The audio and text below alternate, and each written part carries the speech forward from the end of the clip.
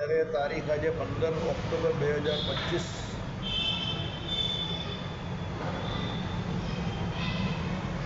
રોજના અનુક્રમમાં આપણા શ્રી રામાનુજાચાર્ય કૃત વ્યાસસૂત્રનું શ્રીભાષ્ય જે છે તે જોઈ રહ્યા છે. અથવા તો બ્રહ્મ જિજ્ઞાસા એ પ્રથમ જે શ્રીભાષ્ય એટલે વ્યાસસૂત્રનું સૂત્ર છે એનું આપણે આ રામાનુજ ભાષ્ય જે છે તે જોઈ રહ્યા છે. અત્યારે આપણે જગતગુરુ શંકરાચાર્યના અદ્વૈત વેદાંતની અંદર અનુભૂતિ એ જ આત્મા છે એવો જે વિષય છે એના નિરાશપણે જગતગુરુ રામાનુજાચાર્યના વિશિષ્ટાદ્વૈત વેદાંતમાં આત્મા જે છે એ પોતે અનુભૂતિથી જુદો છે. એટલે અનુભૂતિ જે છે એ સંવિત જે છે એ આત્માને આશરે રહી છે. એટલે આત્મા અને અનુભૂતિ બંને અલગ અલગ વસ્તુ છે, કારણ કે આત્મા જે છે તે નિત્ય છે અને અનુભૂતિ જે છે તે નિત્ય નથી. કારણ કે અનુભૂતિ જે છે તે અલગ અલગ પ્રકારના વિષયોવાળી હોય છે અને એ અનુભૂતિનું જે જ્ઞાન થાય છે જેને એ જ્ઞાતા જે છે તે આત્મા છે.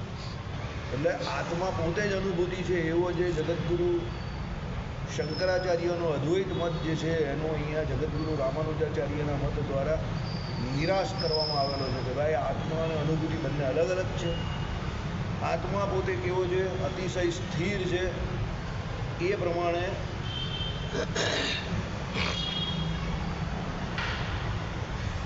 કરતા સ્થિર છે. આ જ પદાર્થને પહેલાં અનુભવ્યો હતો એ પ્રત્યભિજ્ઞા થકી સિદ્ધ થાય છે. પ્રત્યભિજ્ઞા એટલે જાણવું. એટલે દાખલા તરીકે તમે આજે આપણે કોઈ કામ કરતા હોઈએ તો પૂર્વે એ કામ આપણે પહેલાં કરેલું હોય તો આપણે તરત જ એ યાદ આવે કે ભાઈ આ કામ મેં પહેલાં કરેલું. એટલે એ જાણપણું આપણે અંદર થાય છે. એટલે પ્રત્યભિજ્ઞાનો અર્થ શું કરવો અહીંયા કે ભાઈ એ વસ્તુ એની એ જ છે, એની એમ ઓળખાણ. સમજો એ પ્રત્યભિજ્ઞા થાય છે એટલે એની એ ઓળખાણ થાય છે. 20 વર્ષ પહેલાં સાયકલ ચલાવી હોય તો અત્યારે પાછી તમે ચલાવવા જાઓ તો પાછું તમને એ પ્રત્યભિજ્ઞા થાય જ કે ભાઈ આ સાયકલ હું પૂર્વે ચલાવી ચૂક્યો છું. પ્રેક્ટિસનો અભાવ છે એટલે અત્યારે નથી ભાવતું, પ્રેક્ટિસ કરીશ એટલે આવી જશે. હવે એ જે ઓળખાણ જે છે તે ઓળખાણનો કરતા કોણ છે? તો અંદર બેઠેલો સ્થિર આત્મા છે. કારણ કે તમે 20 વર્ષ પહેલાં જે વસ્તુ શીખેલા હતા કે 20 વર્ષ પહેલાં તમે જે સાયકલ ચલાવી હતી એ તમને જે ઓળખાણ એ સાયકલની અને એ જે ચલાવી હતી એનું જે જ્ઞાન જે છે એની જે તમને જે કોઈ પણ એનું જ્ઞાન તમને થાય છે એ જ્ઞાન કોને થાય છે? તો અંદર સ્થિર બેઠેલા આત્માને થાય છે. એટલે અંદર સ્થિર એવો આત્મા બેઠેલો છે જેના દ્વારા એમ કહે કે આ બધા તમે જે પદાર્થો અત્યારે ભોગવો છો કે એના સંપર્કમાં આવો છો, જો એ પૂર્વે ભોગવેલા હોય કે ન ભોગવેલા હોય એ વિષય જે છે એનું જાણપણું તમને થાય. ન ભોગવો હોય તો પણ અને ભોગવો હોય તો પણ. હવે એ જે તમને જાણપણું થાય છે, સમજો કે ભાઈ મેં આ વિષય ભોગવો છે કે આ વિષય નથી ભોગવો, આ વિષય મારા માટે જૂનો છે કે આ વિષય મારા માટે નવો છે, એ જે તમને જાણપણું થાય છે તે કોને થાય છે?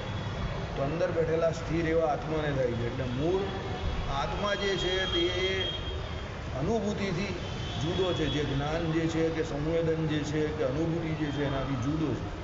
કારણ કે આત્મા જે છે તે જ્ઞાન કે અનુભૂતિ કે સંવેદન એનો આશ્રયદાતા છે. આત્મા ત્યાં સ્થિર છે એને કારણે જે અનુભૂતિ જે છે તે સંભવે છે. આત્મા ન હોય તો એ સંભવતી નથી. એ આપણે મૃત વ્યક્તિમાં જોઈ રહ્યા છીએ. મૃત વ્યક્તિમાંથી જ્યારે એનો આત્મા નીકળી જાય છે પછી એ પૂર્વે ઘણા બધા વિષય ભોગવો, એ ગમતા વિષય તમે એની સામે મૂકો તો પછી એ ભોગવી નથી શકતો. એનું મૂળ કારણ એવું છે કે એ આત્મા જે ભોગતા હતો તે જેનું જાણપણું હતું તે આત્મા એ બોડીમાંથી એટલે શરીરમાંથી નીકળી ગયો. એટલે એ વિષય જેને એણે આખી જિંદગી ભોગવો છે એ વિષય પણ એના સામે આવવાથી પછી એની એને પ્રત્યભિજ્ઞા એટલે ઓળખાણ થતી નથી. કેમ? જે શરીરમાં જે આત્મા હતો જેને એ ઓળખાણ થતી હતી કઈ કે આ વિષયને હું જાણું છું કે નથી જાણતો, એ આત્મા નથી રહ્યો.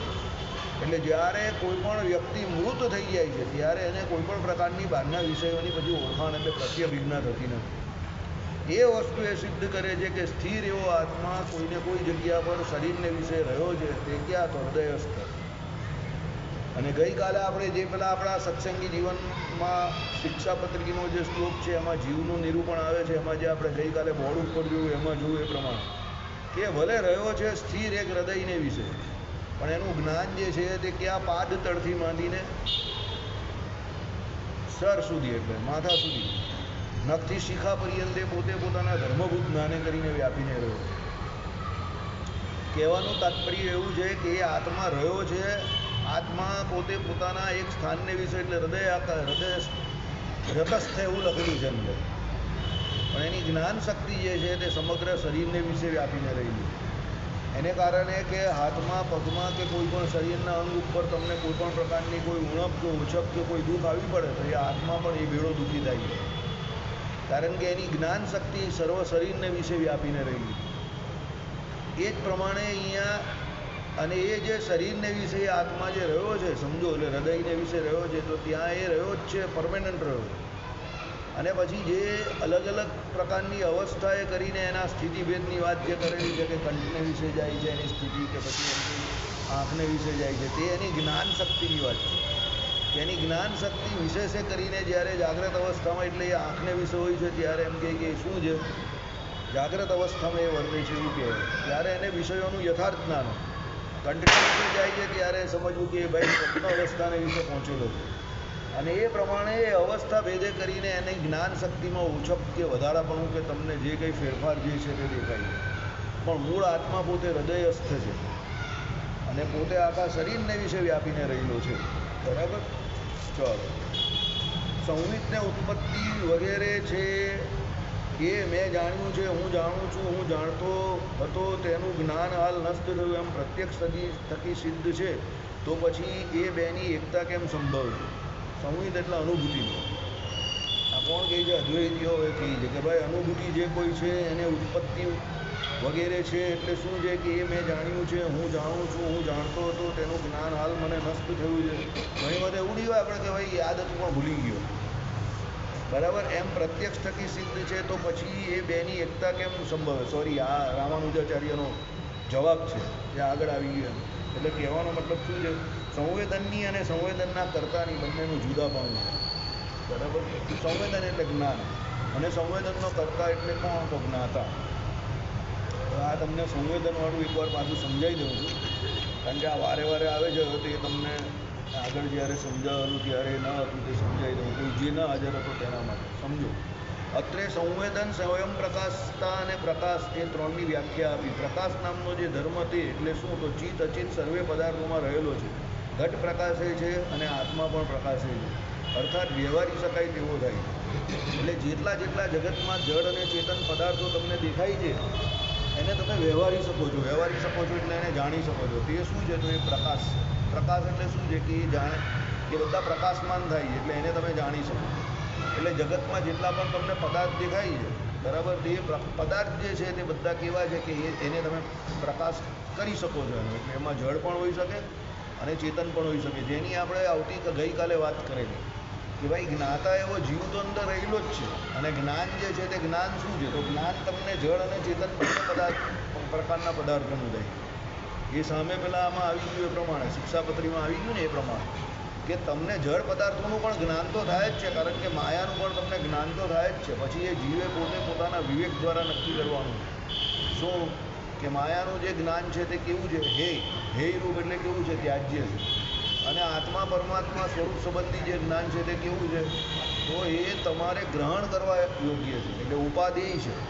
શાસ્ત્રની ભાષામાં એને ઉપાદેય કહ્યું છે. ઉપાદેય એટલે ગ્રહણ કરવા લાયક. તો આ બધા વેદાંતના શબ્દો છે. ઉપાદેય, હે એટલે ત્યાજ્ય, ઉપાદેય એટલે ગ્રાહ્ય. હવે સમજો, તમે પોતે જ્ઞાતા છો તો તમે જે જે પદાર્થોના સંસર્ગમાં આવશો અને તમે એના વિશે જે કંઈ જાણવાની કોશિશ કરશો તો સામેવાળા પ્રકાશને એ જાણશો જ. એ જળ હોય કે ચેતન હોય, બસ એ જળ અને ચેતન જે પદાર્થને તમે જાણો છો તે એ પદાર્થો જે છે તે એને પ્રકાશમાન, એટલે એ પોતે એ પદાર્થો માટે એવો શબ્દ વપરાય કે ભાઈ એ પ્રકાશે છે. એટલે પ્રકાશવું અને સ્વયં પ્રકાશવું આ બંનેમાં બહુ ફરક છે. સમજો, બિચારાને ખબર ન પડતી હોય તો પછી એકનું એક જીગ કરે.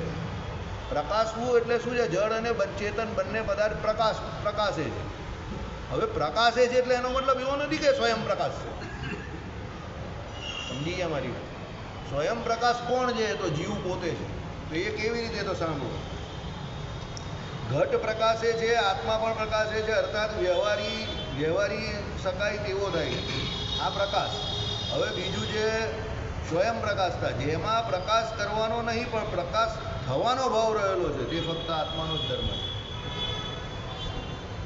પ્રકાશ થવાનો ભાવ એટલે સામેવાળી વસ્તુઓને ઓળખવાનો ભાવ.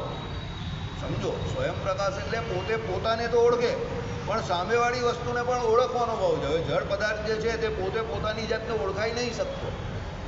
આઈડિયા આવે છે? પણ એને ઓળખવાવાળો કોણ? તો જીવ પોતે કા પરમાત્મા. કારણ કે જીવ કા પરમાત્મા માયા એના ઉપભોગ માટે જ છે. જીવ કા માયાનો ઉપભોગ કરે છે કા પરમાત્મા? પરમાત્મા તો બેઉનો ઉપભોગ કરે છે. જીવનો પણ કરે છે અને માયાનો પણ કરે છે. અને જીવ જે છે તે કોનો?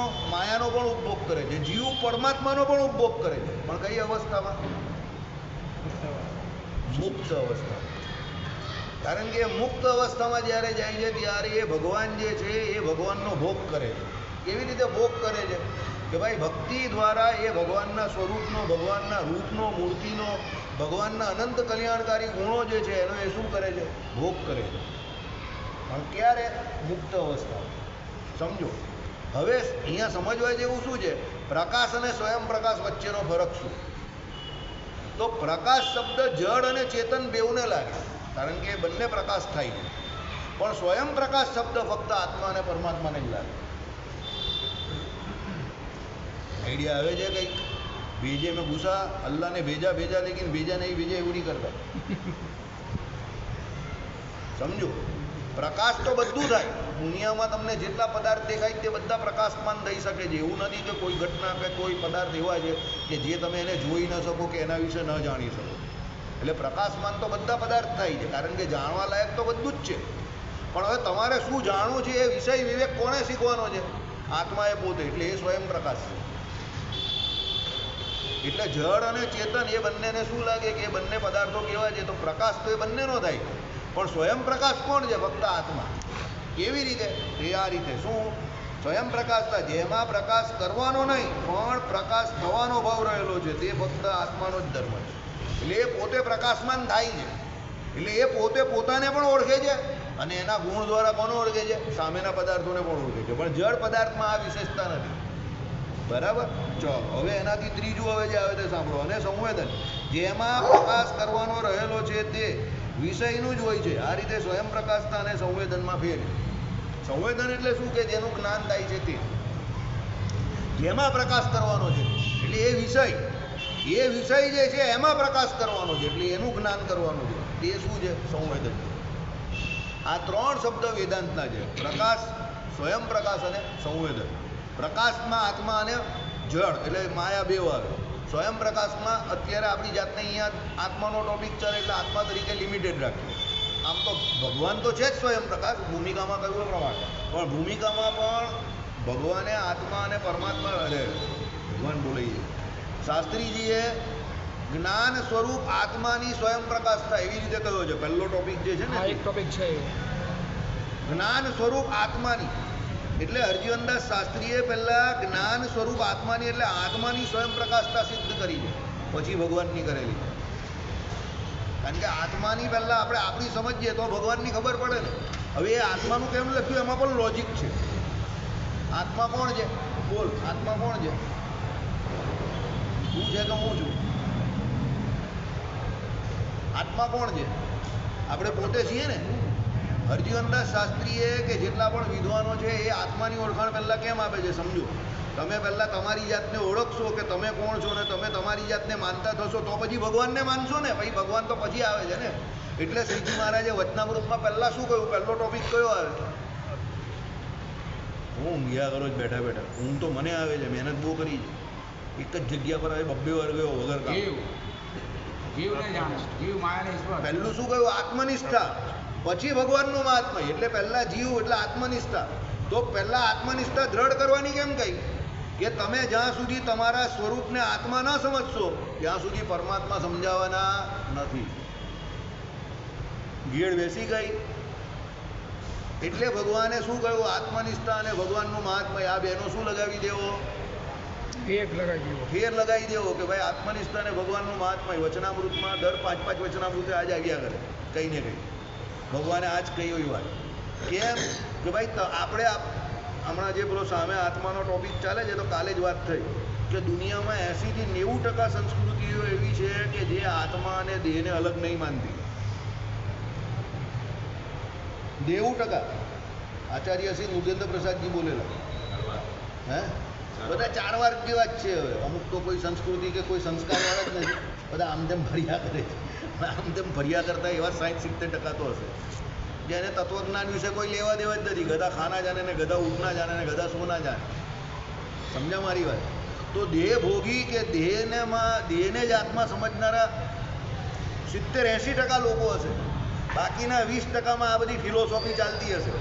અને એમાં માંડ 10% એવા હશે કે જે જીવ અને શરીરને અલગ માંડ સમજતા હશે. 10% તો હું બહુ એકદમ પેલું મારું હૃદય મોટું રાખીને આપું છું. 10% માને, પણ તો પણ દેહાભિમાની બહુ એ લોકો. આપણા જેવું પાક્કું નહીં એમ. એ લોકો પણ શરીરના મોતને જ મોત માને બધા. એટલે શરીર માટે તો બધા તૂટી જાય. બધા 60 ને 70 વર્ષો તો પેલું બધું એ કરાવતો હોય કે આપણે કઈ સર્જરી, હા પ્લાસ્ટિક સર્જરી ને એ બધું કરાવે. એ બધું કરાવી નહીં. હા દુનિયામાં સૌથી મોટો ખ્રિસ્તી ધર્મ અત્યારે તો એ જ છે. 56 કન્ટ્રીઝ છે, એમાં ઇસ્લામ છે. સમજો, ઇસ્લામે નથી માનતા. હા ઇસ્લામ લોકો આત્માને રસને જુદા નથી માનતા, એક જ માનતા. એટલે કહેવાનો મતલબ સમજો, પુનર્જન્મને પણ નહીં માનતા. એટલે શું છે, આ 3 ટોપિક અલગ અલગ છે વેદાંતના છે. પહેલો કયો? પ્રકાશ. તો પ્રકાશ, પછી સ્વયં પ્રકાશ, અને ત્રીજો કયો? સંવેદન. આ આપણી ભાષામાં છે ને આ 3 ટોપિક કયા છે ખબર છે? તો ભૂમિકામાં આવે એ જ છે. પ્રકાશ, સ્વયં પ્રકાશ અને સંવેદન. સંવેદન એટલે શું છે? જ્ઞાન. પછી સ્વયં પ્રકાશ એટલે શું છે? જ્ઞાતા, એટલે આત્મા પોતે. અને પ્રકાશ એટલે સામે રહેલો વિષય. તો વિષય કોણ હોય? જીવ અને માયા. આને વેદાંતની ભાષામાં એટલું અઘરું કરીને લખેલું છે. પેલો બિચારા નહીં સમજ પર તો ટાંટી અદ્દરને મોડા નીચે આવી ગયું. કારણ કે જગતમાં જે વિષય છે તે કયા પ્રકારના છે? 2 જ છે ને, આ ચેતન છે કે જળ છે. એટલે આમાં એમ કહ્યું કે પ્રકાશ થવાવાળી 2 વસ્તુ છે. તો કઈ છે? તો આમાં લખેલું જ છે આત્મા અને શું કહેવાય અનાત્મા, એટલે માયા, જળ. સમજો. તો હરજીવનદાસ શાસ્ત્રી જે ભૂમિકામાં શું કહ્યું કે એક જ્ઞાન થાય, એક જ્ઞાતા આવે અને એક જ્ઞાનનો વિષય આવે. તો વિષયની અંદર શું આવે? તો જળ અને ચેતન. એના સિવાય ત્રીજો કોઈ વિષય છે જગતમાં? કોઈ નથી. પછી એ જળ અને ચેતન એનું જ્ઞાન કોને થાય? તો આત્માને થાય. એટલે એ જ્ઞાતા છે. અને સંવેદન એટલે જ્ઞાન થવું. એટલે એને આ લોકોએ આ રીતે કહ્યું છે કે પ્રકાશ, સ્વયં પ્રકાશ અને સંવેદન. બરાબર. કોઈને ઈચ્છા હોય તો કાલે બોર્ડ ઉપર આવીને પહેલો લખી દે. ની ઈચ્છા હોય તો જય સ્વામિનારાયણ. તમને લોકોને યાદ રહે.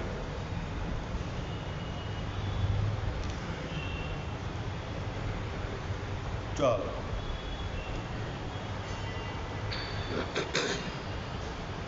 એ રીતે ક્ષણભંગુર સંવિતને આત્મા માનીએ તો પહેલે દાડે મેં જે આ જોયું હતું તે જ આ બીજે દાડે જોયું એમ પ્રત્યભિજ્ઞા સંભવે નહીં.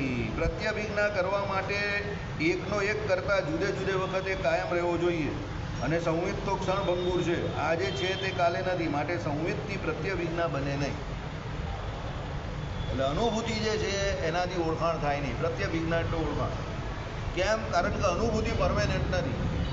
આજે જેવી છે એવી કાલે નથી હોતી. તમને એક વાત કહું, કોઈ પણ કવિ હોય, કોઈ પણ લેખક હોય, એને જ્યારે જે પ્રકારેનું વાતાવરણ હોય ને જે પ્રકારેની સ્ફૂર્ણા થાય ને એ તરત એ લખવા માંડે. એનું કારણ ખબર છે? હે? પછી વાતાવરણ ફરી જાય ને એને એની જે અનુભૂતિ જે છે ને એમાં ચેન્જ આવે ને એટલે પછી એને એ શબ્દો જે છે તે પડે નહીં. દાખલા તરીકે કોઈ વ્યક્તિ જ્યારે કોઈ ટ્રેજિક નોવેલ લખતો હોય, એટલે એકદમ દુઃખી નોવેલ લખતો હોય, હવે એ જ સમયમાં ન કરે નારાયણ એના જીવનમાં કોઈ એકદમ કરુણ ઘટના ઘટી ગઈ તો એના માટે લખવી આસાન થઈ જશે. કેમ? કારણ કે એની અનુભૂતિ અત્યારે કેવી છે? એકદમ દુઃખી છે. એટલે એને દુઃખના શબ્દો તરત જડી આવશે. અને દુઃખ ઘટના જે છે એને જે ઘટના ઘટી એટલે દુઃખનો જે એનો અનુભવ જે છે એ બહુ સારી રીતે વર્ણવી શકશે. મારે બોલવું નથી. જો તમારે સુખના અનુભવની વાત કરવી હોય તો તમારે જતીન અને વિજયભાઈ મૂકીને પકડવા પડે. દુઃખ માટે તો આપણી પાસે એક ગણીએ તો એક જાય તો બીજો ને બીજો જાય તો ત્રીજો. આપણા મંડળમાં બધો ટોટો છે, બહુ બધા દુઃખી માણસો, બધા નિરૂપારો જ છે બરાબર. એટલે એ સિલાઈ મશીન ગયું જ નથી હજુ પણ 70ની સાલનું પેલું સિલાઈ મશીન લઈને નિરૂપા રોહીબેન બિચારા સીવતા હતા ને કપડાં, તે આપણા મંડળમાં અત્યાર સુધી બધા એવા જ છે, સીવ્યા જ કરે 50 વર્ષથી, અને ફાટે બી છે ને સીવે પણ. આશીર્વાદ આપ્યો તો ચાલ્યા કરે એમ. પણ જો તમારે સુખની વાત સાંભળવી હોય તો જતીનને મળવું પડે અને વિજયભાઈ મૂકીને મળવું પડે કે ભાઈ હકીકતમાં સુખ વસ્તુ શું છે સમજો. ભાગ્યશાળી માણસ છે બે, મને કોઈ ઈર્ષ્યા નથી. હું તો કેવો માણસ કે જેનું જે જોઉં એટલે આપણે એને ઓબ્ઝર્વ કરીએ, એની જોડે ફરીએ એટલે આપણે ખબર પડે કે આને હકીકતમાં સુખની વ્યાખ્યા ખબર છે. કેમ? કારણ કે એને સુખનો અનુભવ છે, અનુભૂતિ છે. હવે હું અહીંયા બેઠેલા કોઈને સુખની વાત કરું અને એને પૂછું કે સુખ, તો પેલો બિચારો એના ભાષામાં તૂટેલું ભાંગેલું સુખ કહે છે. આઈડિયા આવી ગયો તમને? એટલે કહેવાનો મતલબ શું છે, તમને જે પ્રકારનો અનુભવ કે અનુભૂતિ થયો હોય એ તમારો જીવ જે સ્થિર અંદર રહેલો છે તે બધું જાણે છે કરતા. હવે એ અનુભૂતિ સુખની સૌથી વધારે એ બે વ્યક્તિને છે જે મેં તમને નામ આપીએ એને. એટલે એ બહુ સારી રીતે એનું વર્ણન કરી શકે. કદાચ એને શબ્દ ન મળશે સમજો, પણ તો પણ એ જેવું તેવું પણ કહેશે ને તો તમે સમજી જશો કે ના, આવું મને તો નથી જ. અને તમે જે તમારા દુઃખની વાત કરશો ને તે એને નહીં સમજ પડશે. એ તમારો પેલો ઘરનો દરવાજો હોય ને તમે આમ બંધ કરવા જાઓ ને એમાંથી જે ચરર ચરર અવાજ આવે, ઘરમાં કોઈ તેલ નાખવા વાળું નહીં હોય સમજો, અને અવાજ આવ્યા કરે તો આવ્યા કરે, પણ એને જો એ અવાજ આવે ને તો તરત બૂમ પાડીને કહેશે એના માણસને આમાંથી અવાજ આવે તેલ નાખી દે. તમને અવાજ દુઃખ નહીં કરશે, એને તરત જ કષ્ટ પહોંચાડશે. સમજ પડે? કેમ? એની જે અનુભૂતિ જે છે ને તે દુઃખવાળી ઓછી છે, સુખવાળી વધારે છે. તમને એ ચરડ ચરડ અવાજથી શું થાય? તમારા જીવનમાં એટલા મોટા મોટા અવાજો આવે છે ગેસના, રોજ જ ગોળા ફૂટતા હોય તો તમને એ ચરડ ચરડ અવાજની કંઈ અસર જ નહીં થાય. તમે કહો એક અવાજ છે, બધા એવા તો બધા બહુ ગેસના બાટલા ફૂટે છે. સમજી ગયા? અહીંયા એ કહેવા માંગે છે શું? કોણ? રામાનુજાચાર્ય, કે જે કરતા જે છે તે અનુભૂતિ સ્થિર નથી. પણ મેં આ જોયું હતું પેલે દાડે, મેં જે જોયેલું એનો નાશ થઈ ગયો, એ નષ્ટ થઈ ગયું. અરે આખી જિંદગી દુઃખી રહ્યો, થોડુંક સુખ આવેલું એ પણ ચાલી ગયું. એમ નહીં કહેતા પેલા લોકો? એ જે અનુભૂતિ આવી અને ચાલી ગઈ સુખની, નષ્ટ થઈ ગયું, એ નક્કી કરનારો કોણ? તો પેલો સ્થિર અંદર આત્મા બેઠેલો એ છે. કારણ કે અનુભૂતિ તો આવે ને જાય છે, પણ પેલો સ્થિર આત્મા બેઠેલો છે એને પ્રત્યભિજ્ઞા એટલે ઓળખાણ થાય છે કે ભાઈ મને આ અનુભૂતિ સારી થઈ. દિવાળી મસ્ત આવેલી છે હમણાં, સારી સારી અનુભૂતિ થાય છે બરાબર. લેકિન બકરે કી અમ્મા કબ તક ખેર મનાએગી. हमारे गांव में बहुत पुरानी कहावत है. શું? બકરે કી અમ્મા કબ તક ખેર મનાએગી. એનો મતલબ ખબર જ ને તમને? કે નહીં? કપાઈ જ જાય. બકરો કપાવવા માટે જ બનેલો છે. એટલે તમે કહો કે હમણાં દિવાળીના દિવસો બહુ સારા ચાલે છે, તો પછી મારા જેવો કોઈ વિલન માણસ બોલે ને શું કે બકરે કી અમ્મા કબ તક ખેર મનાએગી. તમે કહો કે યાર વાસુદેવભાઈ તમે એવું ઈચ્છો જ કે અમે દુઃખી થઈએ? ભાઈ મારા ઈચ્છવાથી કંઈ થતું નથી. મારા ઈચ્છવાથી હું સુખી કે દુઃખી નહીં થતો. તમારી કા વાત આવી? પણ આ આપણી પ્રત્યભિજ્ઞા છે એક પ્રકારની, આપણે ઓળખાણ છે એવી. હવે એ ઓળખાણ આપણી અધરપધર નથી, આપણા પૂર્વના અનુભવ ઉપર. હા, એ વસ્તુ બની શકે કે હું જેટલો બોલ્ડ એન્ડ બ્યુટીફુલી એને રજૂઆત કરું છું તમે ન કરી શકો. તમે કદાચ કરતા હો તો બી છુપાવો. તમે કહો કે યાર હું કેમ ગામની વચ્ચે અમારી ઇજ્જત ઉતારું છું, તમને એવું લાગે. પણ હવે અહીંયા તો હર રોજ તૂટતે ફિરતે લૂંટતે ફિરતે તો હવે કહેવામાં કાં કંઈ વાંધો છે? સમજ પડી ગઈ તમને? કહેવાનું તાત્પર્ય શું છે? અંદર કરતા જે બેઠેલો છે તે સ્થિર છે. એને આ પ્રમાણે એના જીવનમાં જે જે પ્રકારની અનુભૂતિ થાય છે એ બધી અંદર નોટ ડાઉન થાય છે કે આ વિષય મેં પહેલાં ભોગવેલો, ગયા વર્ષે બહુ મસ્ત નાનખટાઈ આવેલી, સહેલો બનાવી લાવેલો, આ વખતે વિમલ એવા મસ્ત મસ્ત સમાચાર આપી દીધા કે શટલ પડી ગઈ. હવે એ બી બંધ થઈ ગઈ. ગયા વર્ષની અનુભૂતિ સારી હતી, આ વર્ષે હવે શું કરવા? પહેલાં વિમલ ગાડી બનાવી આપતો હતો, હવે એ પણ બંધ થઈ ગઈ, તો હું શું કરું? એટલે બધું એક એક કરીને હવે એકચ્યુઅલી વિમલ થોડો બંધ કરે છે, હું વિમલને થોડો દોષી થયેલો, આપણું પ્રારબ્ધ એવું. હવે કોઈ એમ નહીં માનતો આની પર સાંભળીને કે વાસુદેવભાઈને ઘારી નહીં મળતી ને પેલી નાનખટાઈ નહીં મળતી, મળે, સમજો. એના માટે હવે પ્રયત્નશીલ વધારે થવું પડે. પહેલાં બહુ ઇઝીલી મળી જતું, બરાબર. સહેલો લઈ જતો હતો, પેલી સ્વામિનારાયણ બેકરીમાં મૂકી આવતો હતો, 1 કલાક ઊભો રહેતો હતો, લઈ આવતો હતો, આપણે શાંતિથી ઓર્ડર કરતા હતા. અત્યારે પ્રત્યાભિજ્ઞા બદલાઈ ગઈ, ઓળખાણ બદલાઈ ગઈ. એટલે કહેવાનું તાત્પર્ય શું છે કે તમને જે પ્રકારના અનુભવો થાય છે પૂર્વે કે અત્યારે થાય છે, સ્થિર એવો આત્મા એને જાણે. અનુભૂતિ સ્થિર નથી, એ તો નષ્ટ થઈ જાય છે. એટલે અનુભૂતિ પોતે જો સ્થિર હોય તો આ પ્રમાણે વારંવાર બદલાયા કરે નહીં.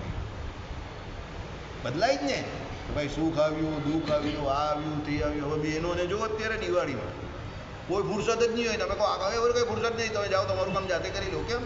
એ લોકોને દુનિયાભરનું કામ હોય અત્યારે, બધા કામદાર સંઘના નેતા ને હકીકતમાં હોય છે, એવું કંઈ આપણે ખોટું નહીં કહેતા, હોય જ છે એ લોકો. એટલે એ પ્રમાણે એમને ઓળખાણ એ થાય. હવે વર્ષોથી એ લોકો કરતા આવેલા એટલે એ પ્રમાણે એ લોકો કર્યા કરે, બરાબર. ચાલો, બીજાએ જોયેલાની બીજો પ્રત્યાભિજ્ઞા કરે એમ બને નહીં. એટલે આત્માએ જોયું હોય અને એની ઓળખાણ અનુભૂતિ કરે એ તો બનવાનું નથી. એટલે જે આત્માએ જોયું છે એની ઓળખાણ કોણ આપે? આત્મા પોતે જ આપે, બીજો કોઈ આપે નહીં. બીજું, અનુભૂતિ એટલે સંવિત, એને આત્મા માનતા એ અનુભૂતિ નિત્ય હોઈને પણ પ્રત્યાભિજ્ઞાનો અસંભવ એટલે ઓળખાણનો અસંભવ તેઓને તેવો જ રહે છે.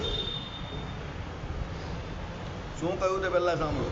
અનુભૂતિને આત્મા માનતા એટલે તમે અનુભૂતિને જો આત્મા માનો છો તો એ અનુભૂતિ નિત્ય હોઈને પણ, કદાચ એ અનુભૂતિ નિત્ય છે તમે એવું કહું છો, ઓળખાણનો એટલે પ્રત્યાભિજ્ઞાનો એટલે જાણપણાનો અસંભવ તેઓને તેવો જ રહે છે. કેમ? તો સાંભળો. કારણ કે પ્રત્યાભિજ્ઞા એટલે ઓળખાણ કે જાણપણું પહેલાં અને પછીના કાળમાં સ્થાયી એવા અનુભવિતા એટલે અનુભૂતિના કર્તાને ઉપસ્થિત કરે છે, ફક્ત અનુભૂતિને નહીં. મેં જ આ પહેલાં અનુભવ્યું હતું એમ કહેવામાં તમને પણ અનુભૂતિનું અનુભવિતાપણું ઇષ્ટ ન હોવું જોઈએ. સાંભળો, પાછો ભેદ સિદ્ધ કર્યો. મારો કાલવાળો સિદ્ધાંત માર્ટિન પ્રોવાળો, કયો સિદ્ધાંત? એને ખબર નથી કે રિવર્સ સ્વિંગ આવે છે. એને શું ખબર છે? બોલ જે અંદર આવે તે મારે સાચવવાના છે અને બહાર આવે એમાં રન કરવાના છે. આ એ વાત. હવે શું વાત આવી? પહેલાં આત્મા અને અનુભૂતિને જુદા કર્યા. હવે કોને જુદા કરે છે તે સાંભળો. અનુભૂતિનો કર્તા. કર્તા એટલે કોણ? અનુભવિતા. એટલે અનુભવિતા કોણ છે પાછો? આત્મા જ છે. આઈડિયા આવે છે? એટલે શું કહ્યું અહીંયા તે સાંભળો કે ભાઈ કારણ કે પ્રત્યાભિજ્ઞા પહેલાં, પ્રત્યાભિજ્ઞા શબ્દ બાજુ તમે પ્રોબ્લેમ થશે. ઓળખાણ. પ્રત્યાભિજ્ઞા એટલે શું કહ્યું? ઓળખાણ. કારણ કે પ્રત્યાભિજ્ઞા પહેલાં એટલે ઓળખાણ પહેલાં અને પછીના કાળમાં એટલે એના પછીના કાળમાં સ્થાયી, એને શું કામ છે હોય? એને શું કામ છે? સ્થાયી એવા અનુભવિતા. સ્થાયી એવો અનુભવિતા કોણ? આત્મા. એટલે અનુભૂતિના કર્તાને ઉપસ્થિત કરે છે. એટલે ઘટના ઘટી અને ઘટી ગઈ પછી પેલો સ્થિર એવો આત્મા જે છે એને ઉપસ્થિત કરે છે. કેવી રીતે? કે આ ઘટના જે ઘટી અને ઘટી ગઈ પછી તો એક સ્થિર એવો આત્મા એ બંનેને જાણે છે. બરાબર છે. સાંભળો, એટલે શું કહેવા માંગે છે? અનુભવિતા એટલે કર્તા પોતે, એટલે કોણ? પેલો આત્મા પોતે. એને જે અનુભૂતિ થઈ ગઈ અને થશે અને થઈ ગઈ એ પછી બંને રીતે એ બંને ઘટનાને જાણે છે કે આ થવાની છે અને આ થઈ ગઈ. સાંભળો હવે શું કહે તે સાંભળો. ફક્ત અનુભૂતિને નહીં, હવે આ કોમામાં લખેલું છે, ઇન્વર્ટેડ કોમામાં. મેં જ આ પહેલાં અનુભવ્યું હતું એમ કહેવામાં તમને પણ અનુભવિતાપણું ઇષ્ટ ન થવું જોઈએ. અનુભૂતિ તે ફક્ત અનુભૂતિ જ છે. અનુભૂતિ સંવિત એવી કોઈ નિરાશ્રય નિર્વિષય વસ્તુ સંભવતી નથી. સમજ પડી ગઈ તમને? એટલે શું કહેવા માંગે તે એનો અર્થ અહીંયા એક મિનિટ ત્યાં મચ્છર છે.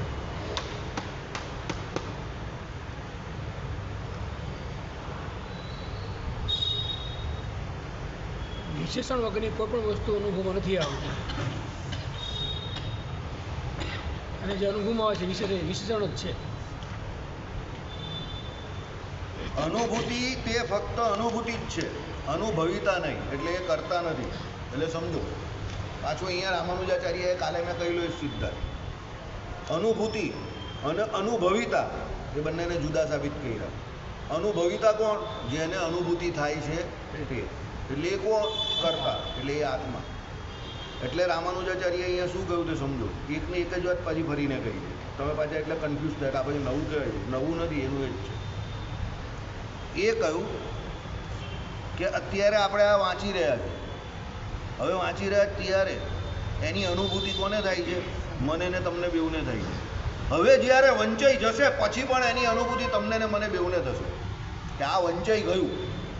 હવે જે વંચાઈ ગયું, અત્યારે વંચાઈ રહેલું ત્યારે અને વંચાઈ ગયું, તે બંને સમયે જે અનુભૂતિ થશે એ અનુભૂતિનો કરતા કોણ છે? તો જીવાત્મા પોતે. એટલે સમજવાનો અર્થ શું છે કે એ જીવાત્મા પોતે કરતા જે છે એ વંચાયું ત્યારે અને વંચાઈ જશે ત્યારે એ એનાથી જુદું હોય તો જે સ્થિરપણે એની એ પ્રમાણે હાજરી પુરાવે ને કે ભાઈ હવે વંચાઈ ગયું અને અત્યારે વંચાઈ રહ્યું છે, સમજાઈ ગયું અને અત્યારે સમજી રહ્યા છીએ. તો સમજી રહ્યા છે તો કોણ સમજે છે? આત્મા. અને સમજાઈ ગયું તો કોણ સમજો? આત્મા. આઈડિયા આવી ગયો? ચલો. અનુભૂતિ સંવિત એવી કોઈ નિરાશ્રય વા નિર્વિષય વસ્તુ સંભવતી નથી. સાંભળો, આત્મામાં આશ્રય કરીને રહેલી નહીં, પણ પોતે જ આત્મા માટે નિરાશ્રય વિષય એનાથી જુદા નહીં, માટે નિર્વિષય. બરાબર? એટલે આવું કોણ માને છે? અદ્વૈતીઓ માને છે કે ભાઈ અનુભૂતિ જે કંઈ છે તે કોઈ પણ પ્રકારના વિષય વગરની છે. બીજું, એ કોઈ આત્માને આશ્રય રહી નથી, એટલે એ કેવી છે? નિરાશ્રય છે. બરાબર છે? એના ખંડન માટે અહીંયા શું કહ્યું તે સાંભળો કે અનુભૂતિ એવી કોઈ નિરાશ્રય વા નિર્વિષય વસ્તુ સંભવતી નથી. એ કોઈ નિરાશ્રય કે નિર્વિષય હોતી જ નથી. કેમ? તમને જે વિષયનો, હવે સમજો અત્યારે તમારી અનુભૂતિ એટલે તમને જ્ઞાન થાય છે, તેનો વિષય શું છે? વિષય શું છે? આ કયો વિષય છે? શ્રીભાષ્યમ છે ને. કોનું શ્રીભાષ્ય છે? રામાનુજાચાર્યનું. તો આ વિષય છે. હવે આ વિષયની ત્યારે તમને પ્રત્યભિજ્ઞા કે અનુભૂતિ કે જ્ઞાન થાય છે, તો આ વિષય છે ને, તો આ વિષયની જ તમને અનુભૂતિ થાય છે ને, એનું જ જ્ઞાન થાય છે. તો આ વિષય વગરનું છે. હવે તમે જોજો, સવારથી માંડીને રાત સુધી તમે સૂઈ જાઓ, એમાં તમને જેટલું પણ જ્ઞાન થાય છે એ વિષય વગરનું હોય છે? બ્રશ કરો, ઉઠો, ભગવાનની મૂર્તિનું ધ્યાન કરો, ત્યાંથી નાહી ધોઈને પવિત્ર થાવ, ત્યાંથી માંડીને વ્યવહારિક કાર્ય કરવા જાઓ, તો તમારી જેટલી પણ અનુભૂતિ છે કે જેટલું પણ તમને જ્ઞાન છે તે બધું સવિષયક છે. સામે કોઈને કોઈ વિષય તો છે. એટલે વિષય વગર કોઈ પણ અનુભૂતિ શક્ય બનતી નથી. એટલે આપણે સવારે ઉઠીએ છીએ ત્યાંથી માંડીને રાત્રે સૂઈ જઈએ છીએ ત્યાં સુધી જેટલી આપણે અનુભૂતિ થાય છે તે બધી કેવી હોય છે? સવિષયક. હવે એ અનુભૂતિ જે થાય છે તે કોને થાય છે? આત્માને થાય છે. એટલે એ જ્ઞાન જે છે તે કોને થયું? આત્માને થયું. એટલે જ્ઞાનનો આશ્રયદાતા કોણ છે? એ આત્મા છે. હવે એ આશ્રયદાતા એ જ્ઞાનનો આત્મા પોતે છે, પણ એ આત્મા એક સામે રહેલો જે વિષય, એ વિષયને જોઈને પોતે એ વિષય જે પ્રકારનો છે એ પ્રકારે અંદરથી જ્ઞાન થશે, એટલે જાણપણું થશે, એટલે અનુભૂતિ થશે. એ લોકોની ભાષામાં અનુભૂતિ, આપણી ભાષામાં જ્ઞાન. બરાબર? ચલો. હા, જ્ઞાતૃ એટલે જ્ઞેય, જ્ઞાતૃ, જ્ઞેય અને જ્ઞાન. આ જ્ઞાતા, જ્ઞેય અને જ્ઞાન. કારણ કે એવી કોઈ વસ્તુ બિલકુલ જોવામાં આવતી નથી. સમજી ગયા? આખા દિવસમાં એવી કોઈ વસ્તુ તમે જોતા નથી કે જે વિષય વગરની હોય. અશોકભાઈનો શર્ટ, અશોકભાઈના હાથમાં આ પ્રમાણેનો બાંધેલો પાટો. અશોકભાઈને 3 મહિના પહેલાં કહેલું કે ગાડી નહીં ચલવું, બરાબર, તો પણ ચલવી એમને. બરાબર? આ એક્સિડન્ટ ક્યારે થયું? હમણાં થયું. કોઈને પંચ માર્યો? અનુભવ. બરાબર? આ તમે જે બાંધેલું એટલે મને તરત ખબર પડી ગઈ, મને આને કે આ એક્સિડન્ટ નહીં થયું, આ કોઈને પંચ માર્યો. બરાબર? યસ, ભૂલ ચૂકેલો માફ કરી. ઓકે. જે માણસ મારામારી નહીં કરતો હોય ને, આપણે જ વારે આપણે હું અત્યારે તમને કોઈને મારવા જાઉં ને ગુસ્સામાં તો મને જ વાગે, કારણ કે મારી એ આદત નથી. મારામારી કરવાવાળો કોઈને મારે ને તો સામેવાળાને વાગે, પણ મારામારી નહીં કરવાવાળો માણસ કોઈને પણ મારે ને ગુસ્સામાં તો એને પોતાને જ વાગે. કારણ કે આપણા હાથ એવી રીતે ટેવાયેલા નહીં હોય ને, આપણા હાથ લખવા માટે, વાંચવા માટે, વધારેમાં વધારે ખાવા માટે, બીજા બી ધોવા માટે, એના માટે વપરાતા. એટલે ઘરમાં કંઈ કામકાજ હોય તો બધું વાસણ ને એવું બધું ધોવાનું હોય ને એના માટે, કંઈ તમે બીજું નહીં સમજતા. એટલે મારામારી નહીં કરી હોય ને એટલે આવું થાય, તરત જ હાથ નડદાઈ જાય, કારણ કે આપણો વિષય નથી ને. ચાલો ઓકે, જોઈએ કે એક મિનિટ સમજી જાઓ. એમ અમે ઉપર કહેલું છે કે ભાઈ કોઈ વસ્તુ નિર્વિષય હોતી નથી, વિષય વગરની. એમાં ઉપર કહેલું જુઓ 142માં માને તો આપણે જોઈ લીધું. તમે કહેશો કે સંહિત બંને પક્ષે માનેલી છે માટે એને જ આત્મા માનીએ તો શું? એટલે બંને પક્ષે એમ કે અનુભૂતિ તો માનેલી જ છે, એને આત્મા માનીએ તો શું? સંહિતનું અસ્તિત્વ તો બંને પક્ષને કબૂલ કરવું પડશે. આ લાંબુ છે કે આપણે કાલે ચલાવી દઈશું, પણ એ એક જ વાત છે કે પૂર્વ પક્ષી એવું કહે છે કે ભાઈ અનુભૂતિને એક છે, અને આપણે એમ કહીએ છીએ કે બંને જુદા જુદા છે. આટલું કહેવામાં આવે છે. ચાલો, શ્રીપતિમ શ્રીધરમ સર્વ